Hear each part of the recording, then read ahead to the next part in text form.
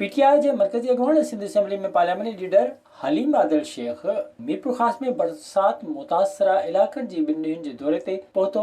हलीम आदिल शेख मीरपुर खास सिंधड़ी हेंगोनो खिपरो जो दौरो करे बरसात मुतासर इलाकन जो जायजो वठी मुतासर खानदान से मुलाकातूं करे हर मुमकिन मदद करण जी खातिरी कराई। इन मौके ते मीडिया सां ॻाल्हाईंदे हलीम आदिल शेख जो चवणो हो त रुगो कराची न पर अध सिंध बरसाती पानी में बुॾियल आहे। सिंध हुकूमत आवाम जी का बि मदद न कई आहे। वफ़ाक़ी हुकूमत सिंध जी आवाम जी हर मुमकिन मदद कंदी। सिंध हुकूमत केतिरनि इलाइक़नि खे हाफ़िज़दा करार ॾियण जे बावजूदि इमदादी सरगर्मियूं शुरू न कयूं आहिनि। हज़ारे ॻोठ पाणी हेठि आहिनि, जंहिं करे लखे ख़ानदान बेघर थी बेयार मददगार रोडनि जे किनारे ते वेठल आहिनि। सिंध हुकूमत वटि समूरा वसीला हुजण बावजूदि ॿोॾ मुतासिरनि जी सहायता न कई वई आहे।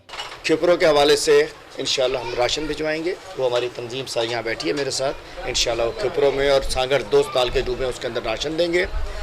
उसके अलावा जो मैंने बताया आपको जो मुतासरा घर होंगे इंशाल्लाह उनको ठीक करवा कर देंगे।